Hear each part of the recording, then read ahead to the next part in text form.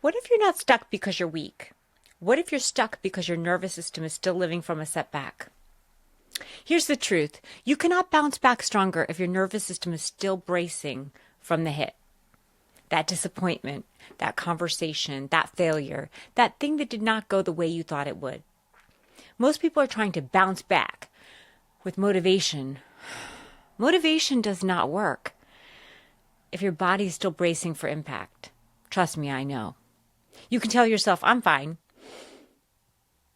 You can post the quote, you can make a plan, you can try to move on. But your brain and body still feel, I call it unsafe, discouraged, embarrassed, rejected, defeated.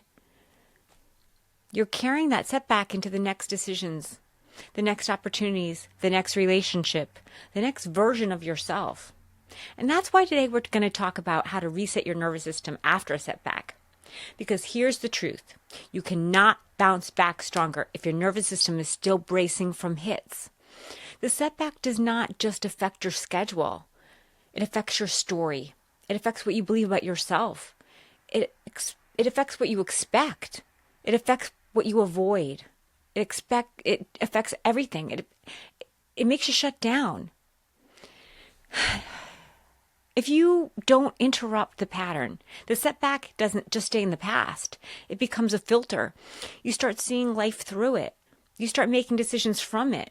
And you start protecting yourself from pain instead of moving toward purpose. So let's slow this down. Most people misunderstand what happens after a setback. They think the problem was an event, a breakup, a rejection, a failed plan, a missed opportunity, a bad season, a business problem, a health issue, financial pressure, the conversation that shook you up. And the event matters. But the bigger issue is that your brain doesn't just see it as an event. Your brain is recording it as facts, but it's constantly asking another question. Am I safe? Not just physically safe, but emotionally safe, relationally safe, financially safe, socially safe, identity safe. And what happens is that threat shakes your stability. You go into fight or flight. You get defensive, irritable, controlling. You argue in your head. You replay what you should have said. You become reactive, tense. Or you might go into flight. You stay busy, you overwork, you avoid feelings, you just make more plans, create other distractions. You convince yourself you're being productive, but really you're just running from discomfort. Or maybe you go into freeze. You shut down. You just scroll, you procrastinate, you stare at one thing and you can't start another. You tell yourself you're not lazy. You're not lazy. You're just dysregulated. You over-explain maybe. You people please. You try to make everyone else okay when you don't feel okay. You apologize for things when they're not your fault. You shrink to keep the peace with yourself and others. And here's the part nobody really talks about enough, I think. If you don't recognize which response you're falling into, you will make the mistake and your nervous system will just keep doing it. You'll say things like, I'm not disciplined. I always mess things up. I'm too emotional. I'm not strong enough. I can't handle pressure. I'm behind. I'm failing. No, that's not an identity. That's a nervous system protecting you. It's protecting you. But that protection keeps you alive, but it also keeps you small. That's why resetting matters. Not because you need to become just dead or emotionless.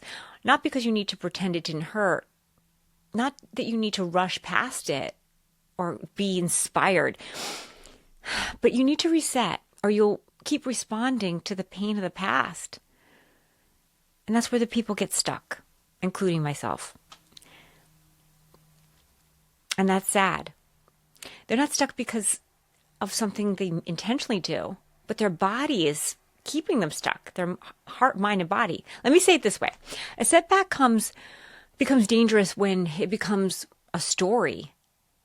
Like it's an event, but then the story is, I'm broken. The event says, that person rejected me, but the story becomes something like, I'm rejectable. The event says, that door closed, but the story might say, nothing good ever happens for me. The event could be something like, I made a mistake. And the story says, I am a mistake. And that's the part you have to interrupt, because the brain loves patterns. It loves pathways, familiar pathways. If you've rehearsed fear, shame, control, rejection, disappointment, self-protection long enough, your brain will keep taking you down that same road because it's familiar, it's well-worn. Not because it's true. Familiar and true are not the same thing. And people lose momentum. They get discouraged. They try to build a new life with an old nervous system pattern. They try to step into a new season while their body is still responding from an old wound. They try to make clear decisions when they're activated, dysregulated. They try to hear wisdom when they're flooded. They try to be confident when their inner system is saying, brace yourself, something bad is coming. The first step is not to try harder. The first step is to reveal. Reveal what the setback is exposing. Before you fix it, you got to name it. Ask yourself, what did the setback activate in me? Did it activate fear? Did it activate shame? Did it activate rejection? Did it activate control, anger, comparison? Did it activate a feeling that I'm being left behind? Did it activate a belief that I'm always going to be alone? Most people skip this step. They want relief, but they do not want revelation. But if you don't know what set you back, and you leave that untouched, you'll keep treating the system instead of the pattern. Let's make it really practical. Maybe someone criticized you and now you can't stop thinking about it. On the surface, it looks like you're just annoyed. But underneath, maybe it activated an old belief that your expressing your voice is not safe. Maybe you're not just upset about the criticism. Maybe your nervous system heard, hide. It's not safe. Or maybe something you were excited about didn't work out. On the surface, it just looks like simple disappointment. But underneath, maybe it activated the belief that I should never get my hopes up. Now, you call it just being realistic, but really you're lowering your expectations to avoid failure. And maybe you made a mistake, but now you're spiraling. On the surface, it looks like responsibility. But underneath all of that, maybe it's an activated shame. Instead of recognizing it's just a mistake, you see it as a problem in yourself. That's not growth. That's self-punishment, wearing a mask of accountability. Step one is reveal. Name what's happening, not dramatically, not endlessly, just honestly. I'm activated. I'm disappointed. I'm embarrassed. I'm scared. I see myself shutting down. I'm trying to take control because everything around me feels unsafe. The naming matters. Because when you name what's happening, you create space between what happened and how you react. You're no longer inside a spiral, you're observing. And that gives you a chance to access a choice. The second step is reset. I want to be very clear here. You cannot shame your way into regulation. You cannot bully your body into peace. You cannot insult yourself into strength. Trust me, I know. If you're activated, your first job is to not solve your entire life. Your first job is just to return into your body. Unclench your jaw. Drop your shoulders. Put both feet on the floor. Slow your breath. Lengthen your exhale. Look around the room and remind yourself and your brain where you are. You're not in the old moment. You're safe. You're not in the old relationship. This is not the old failure. This is today. This is now. You are here.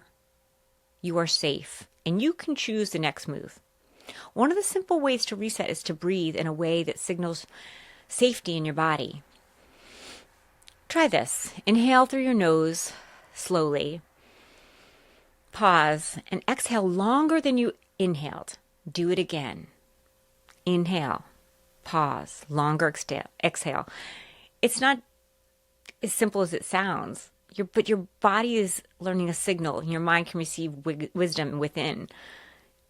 Your body, and it's in threat mode. Sometimes breathing can destabilize those fear emotions. So breathe. Sometimes 60 seconds is enough to stop the spiral. And this is how discipline's misunderstood. Discipline isn't always pushing harder. Sometimes discipline is just refusing to make a major decision while you're dysregulated. Sometimes discipline means pausing. Sometimes discipline is going for a walk when everything's falling apart around you. Sometimes discipline is letting your nervous system settle before you interpret the setback. Because when you're activated, you don't see things clearly. You interpret defensively. You interpret in fear. You interpret through the old wound in the room. So first reveal, then you reset, and then you renew. Renewal is when you change your interpretation. It's the moment where you stop asking, what does this setback say about me? And you could say, what is this setback going to teach me? That one shift matters. Because shame asks, what's wrong with me? Wisdom asks, what is this showing me? Shame says, I failed. Wisdom says, where's feedback in this? Shame says, I should just quit. Wisdom says, I need to adjust. Shame says, I'm behind. And wisdom says, I'm being trained. You don't have to spiritualize everything to understand this. The brain is shaped by repetition. If you repeat the same interpretation every time you get hit, you strengthen those pathways. The setback comes and you say, see, this always happens to me. Your brain gets better at finding evidence for the defeat. Every time disappointment comes, I knew I shouldn't have tried. The brain gets better at avoiding risk. Every time a mistake becomes, I'm not enough, your brain gets better at shame. But the opposite is also true. You can train your mind to pause. You can train your mind to reframe. You can train your mind to find lessons in this without losing yourself in the pain and spiral. You can train your mind to say, this hurt, but it does not define me. This delayed me, but it doesn't disqualify me. This exposed something, but it's not the end of my story. I can be honest about the disappointment, still move forward. That's renewal. That's not denial. It's not toxic positivity. It's not pretending the setback was good when it was actually painful. But it is refusing to let the pain become the author of your identity. There's a difference. You can acknowledge reality without surrendering your identity to it. And then comes restore. Restore is when you take one aligned step. Not 10, just one. Not a big dramatic overhaul, just one step. After the setback, most people make one of two mistakes. Either they do nothing because they feel overwhelmed, or they try everything because they want to feel back in control. I do that. Neither one is restoration. Restoration is not panicked productivity. Restoration is not avoidance. Restoration is one regulated, intentional step. Send the email, make the appointment, clean the kitchen, go for a walk, apologize if you need to. Set a boundary if you need to. Ask for help if you need to. Open a document, record a video, apply again, try again, rest, pray, breathe, begin. Next step is to not be impressive, it's to be aligned. Because confidence does not come from just thinking better. Confidence comes from keeping promises to yourself. When life gets hard, every aligned action tells your brain, we're not stuck here. Every small, faithful step tells your nervous system, we survived the hit and we are still moving. That's how you rebuild. Not by pretending you were never hurt. Not pretending through strength. Not by rushing past the process. But by teaching your brain and body new patterns. Reveal, reset, renew, restore. Reveal what the setback was and how it activated you. Reset how you react. Renew how your story is being told in yourself. Restore momentum in one aligned step. That's how you bounce back stronger. And I want to challenge you here because this is where you either grow or repeat.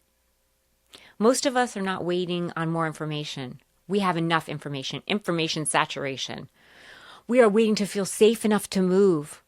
But sometimes safety does not come before action. Sometimes safety is built through action. Small action, honest action, regulated action, consistent action. You don't need to feel fearless to move forward. But you need to stop letting fear be the loudest leader in your life. You don't need to have the whole comeback figured out yet. You need to take one next right step instead of handing your identity back to the setback. Because the setback is not the whole story. It may be one chapter. It may be one lesson. It may be one turning point. It may be a wake-up call. It may be a refining and defining moment. But it's not allowed to be everything. You are not the rejection. You are not the mistake. You are not the delay, and you are not the disappointment. You're not the closed door, and you're not the version of yourself who operates out of survival mode. I did that my entire life. You're someone who can learn. You're somebody who can reset. You can renew. You can restore. You can become stronger without trying harder. You can become wiser without becoming cynical. You can become grounded without becoming guarded. That's the real bounce back move. Not just getting over it, not just moving on, but becoming the kind of person who no longer lets every setback rewrite who they are. So today, ask yourself one question. What am I bracing for in a hit that already happened? What am I still making the decision maker in my life that was a past hurt? What am I calling wisdom, but it's actually fear? What am I calling being realistic when it's actually disappointment? What am I calling discipline when it's actually control? Where am I calling peace, but it's actually avoidance? That's the work. And here's your reset for today. Pause, breathe, name what was activated, tell yourself the truth, take one aligned step. Not because everything's fixed, not because you're completely ready, but because you're not going to stay stuck in a story that was never meant to define you. Your setback may have shaken you, but it will not define you. I speak this out of experience. My entire life I was bracing for what horrible thing would come next. And I lived in a life of fear and control. I don't want that for anyone else. I want freedom and peace and joy. I look forward to seeing you in the next podcast. Take good care.